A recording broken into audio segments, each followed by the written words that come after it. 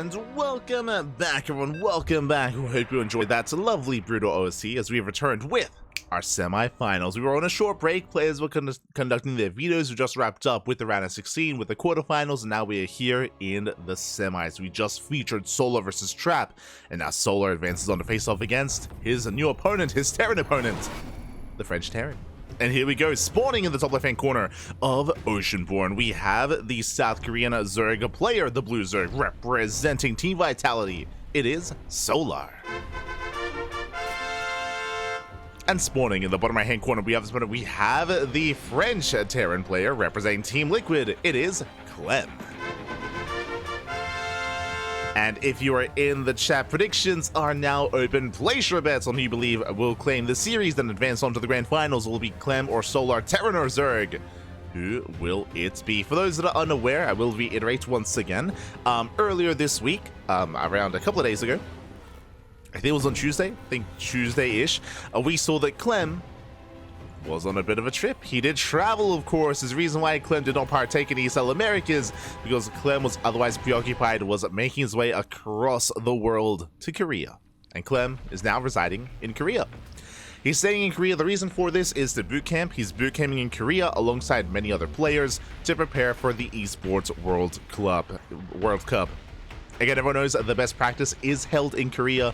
So Clem is there, Estrella is there, alongside Trigger and alongside Future. They're all in Korea. They're all just hammering down. They're all boot camping, preparing for what's to come.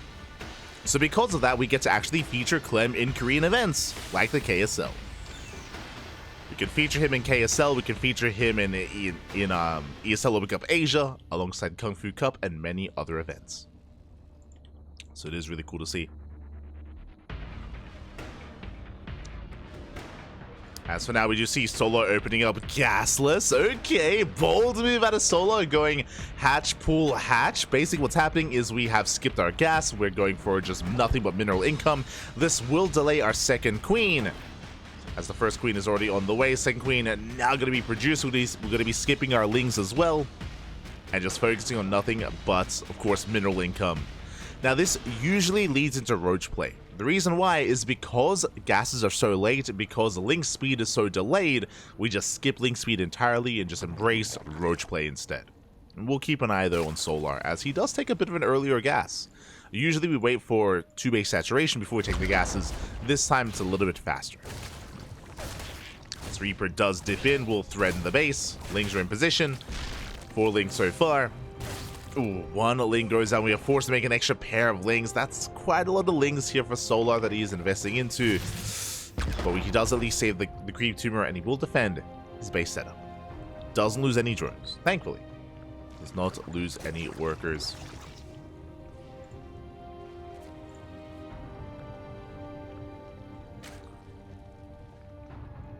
We are going to be settling in. Back at home, ooh, a much more aggressive follow-up here. Clem going to be opening up 1-1-1. Okay. I'm not often used to seeing this from the side of Clem, but basically what's happening here, I mean, it makes sense because he scouted the opener. He saw the gasless build. The chances of there being roaches is quite high, so faster Stargate, delayed third base for, I imagine, faster Banshees. I do imagine. As the Reaper does dip in, poking, prodding, being forced back. Ooh, Liberator opener actually. Okay, you have my attention. Going for the Liberator, not going for the Tech Lab. Hellions rotating around, head towards the natural base. Remember, there are slow links to defend. The drones, oh my god, they're almost lining up. Almost. 4 drones, not bad.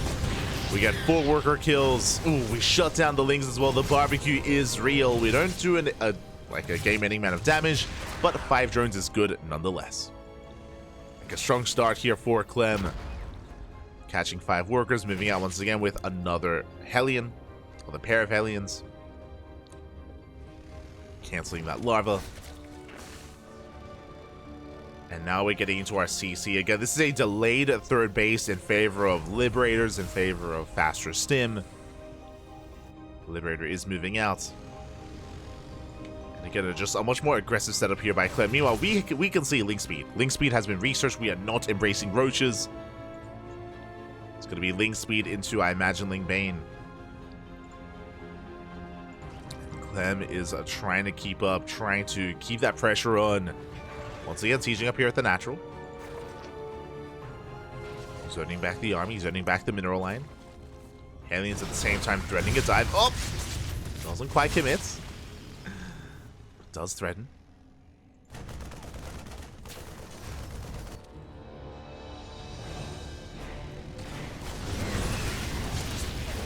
Does threaten, catching some more lings.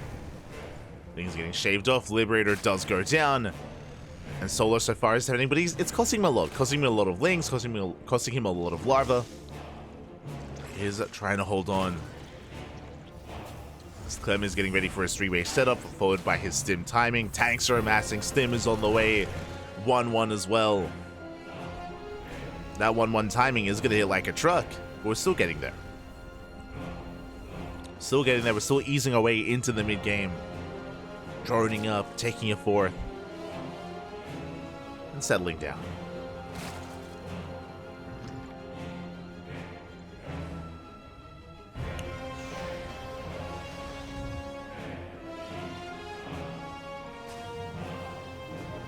They're going to be settling down.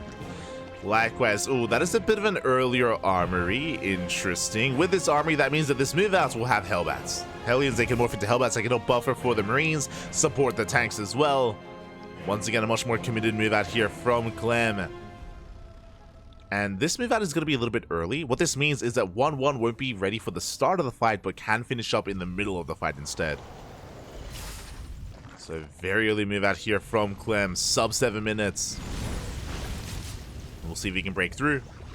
Armory's going to finish up in a couple of seconds. Tanks are sieging. And we're getting within range of the fourth. And the tanks do siege up. We have our first stim. Lings, they collapse in. The Hellbats a little bit too late, but they do morph in and they do zone away the Lings. Yeah, Lings, they shut down the Queens as well. GG gets called as Clem catches Solar out, and Clem takes game number 1. Whew.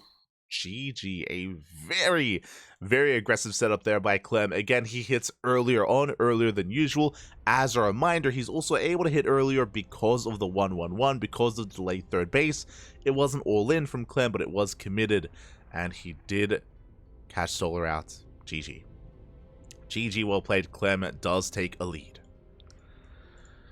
Whew. Again, it was a very decisive move there, and again, we barely didn't get into our game. Like, we were looking forward to the mid-game. Solar was still droning. Solar was still getting a 4th base. We were still building up, but Clem was able to shut him down just before he could really stabilize in a way. Just before. And with that, we're now 1 game away from the grand finals. I'm hoping we can get more of a back and forth. I'm hoping that we can really sink our teeth into this series, but we'll see. We're going to be loading into a bit of a larger map. Going to be loading into Site Delta. So an earlier timing like that, I feel like is going to be a little bit less applicable. Likewise, I doubt that Solar is going to open up Gasless. I feel like we should be leading into a much more standard back and forth here. Much more standard game. I hope. So we are going to be settling in. Here we go. Game number 2 on Site Delta.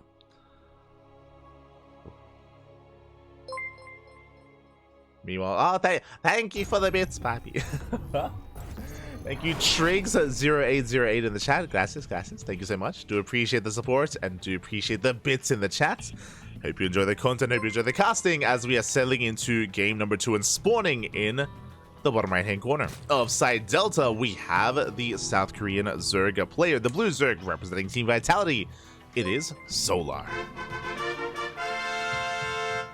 And spawning in the top left hand corner, we have the French Terran player representing Team Liquid. Up in the series, 1 game away from making it to the grand finals, it is a Clem. Go. Again, as a reminder, Clem did go for a very, I would say, unorthodox, substandard timing. In game number 1, he hit 30 seconds earlier than usual, and it doesn't sound like a lot. Like 30 seconds doesn't sound like a lot of time, but in StarCraft, that's the world. Like, that's the difference between 1 or 2 macro cycles and being prepared or not for a push quite like that. We even mentioned at the time that Clem even hit before 1-1. 1-1 wasn't even done, and he was already across the map in the face of Solar. Again, he was caught with his pants down. And this time, standard opener. This time, hatch gas pool. This means that Solar will have a bit of a more standard start. We won't have to cut corners. We won't have to have this like period of ambiguity, whether we have link speed or not, to keep up with some Hellion dives. This time it should be a very different kind of dynamic.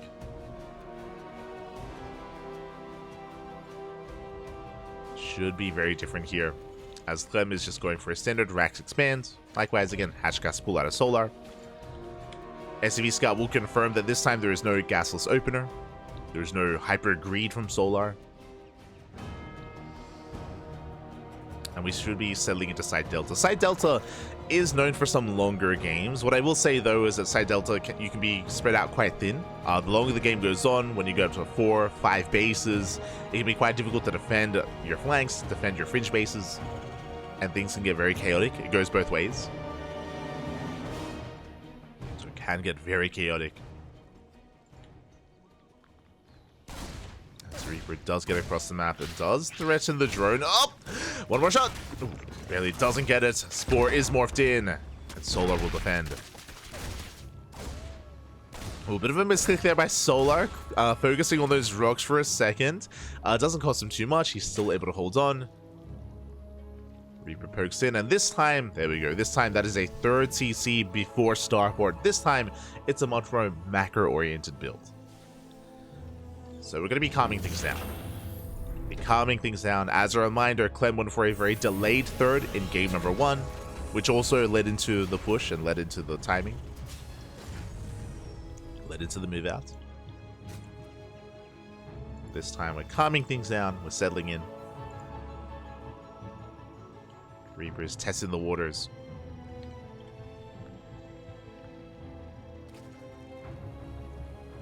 And interesting, Solar has pulled out.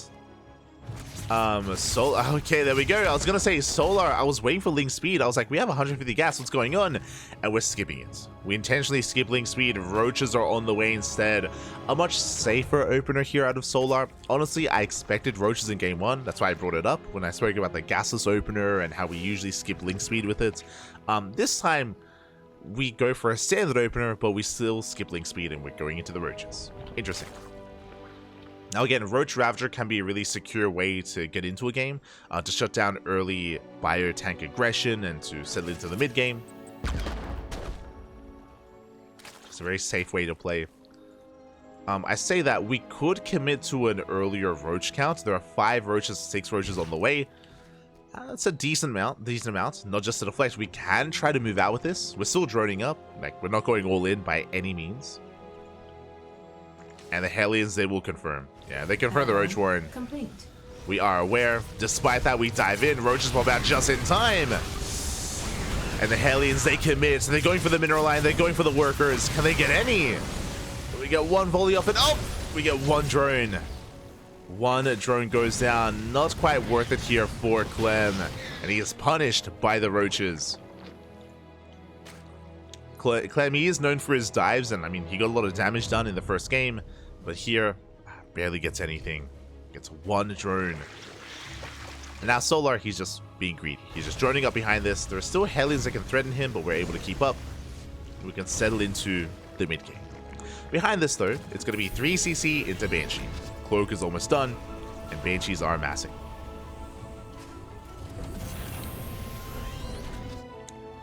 Have our 2 Banshees moving out across the map.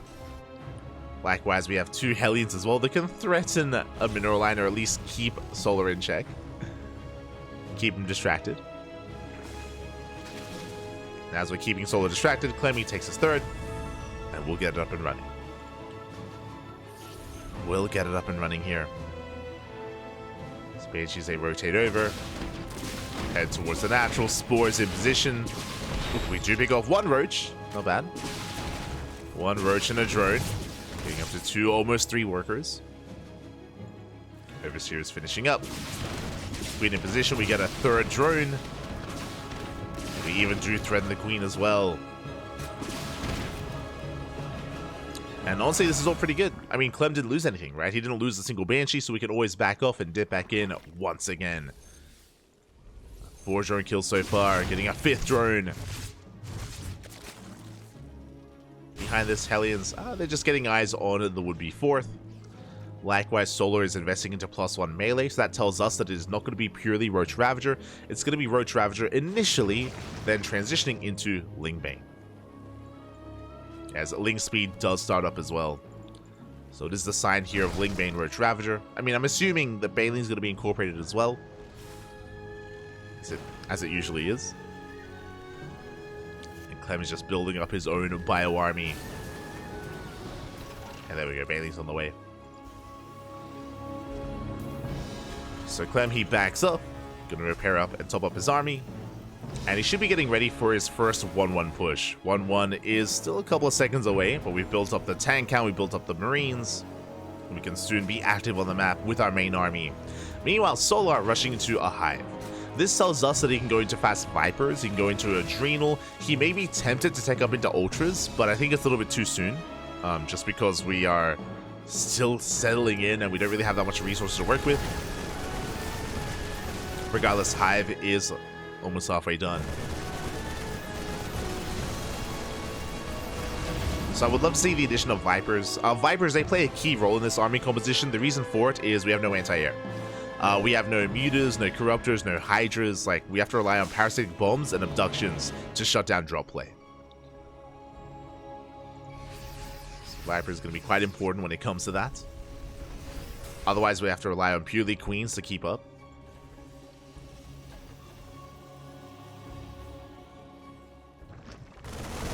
Speaking of, we do catch a queen. Yeah, full energy queen goes down, and we're going for the other as well. Brutal losses. Yeah, 2 very high energy queens.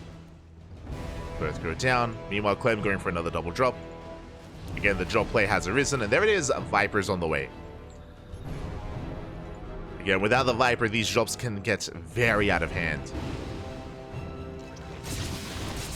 As Banshee, they catch some transferring workers. Ultra Caverns on the way, so we are rushing into Ultras. This is a really greedy move here out of Solar. It's quite expensive to tech up and to invest into Ultra upgrades. And we'll see if he can survive this. But now he's keeping up with the double drop, but here comes the main army. We're pushing out towards the southern hatchery. Towards those southern bases. And we're not in position. The hatchery is going to go down. We're going for the 3rd. And we ignore the 5th for now. And why not both? Why not both here? Banelings are not quite ready. 20 Banelings are on the way, but that's a kill on the hatchery. Ay, ay, ay. Against Solar, just barely not ready for this. Baneling speed not even done yet either. Finishing up in 3 seconds after both bases go down. A brutal timing.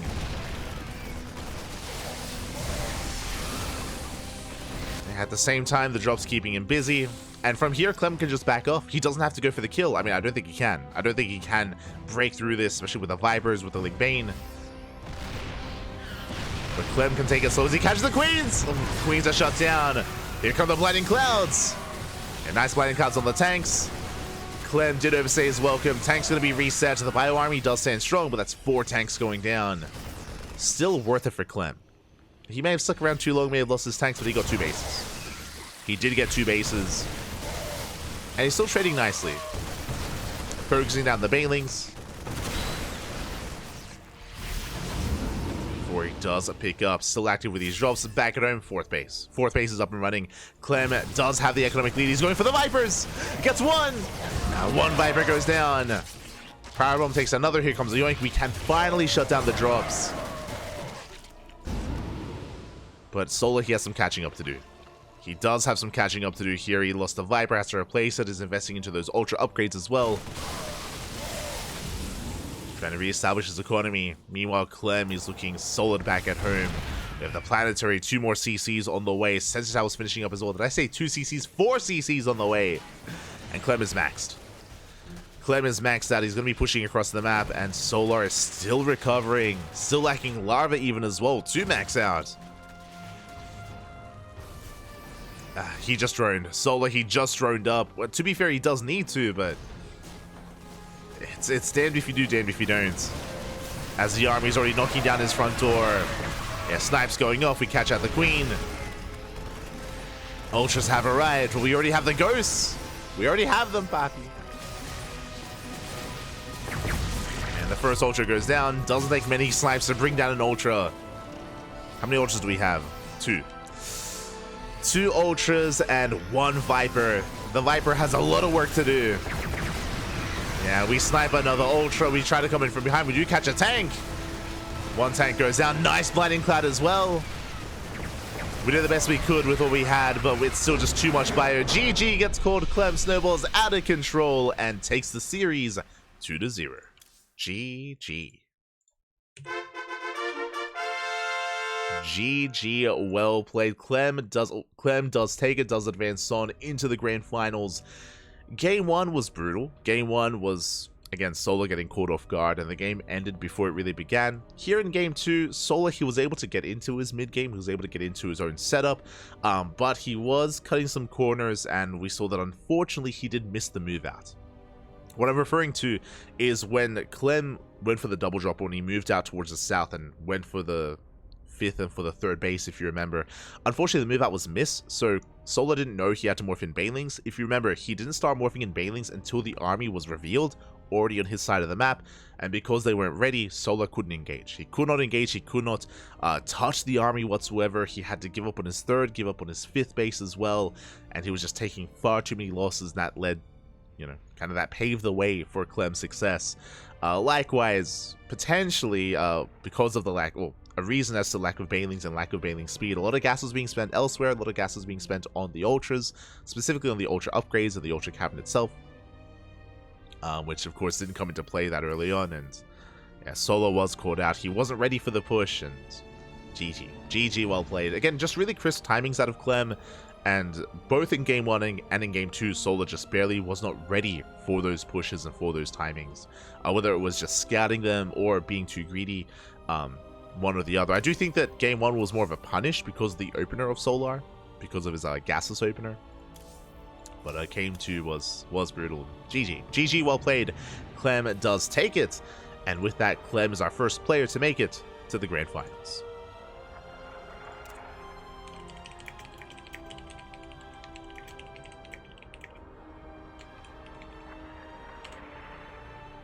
We have some catching up to do. GG, well played. So Clem is going to be our first finalist, and we'll see who faces off against him in that lower semifinals. Exclamation mark B.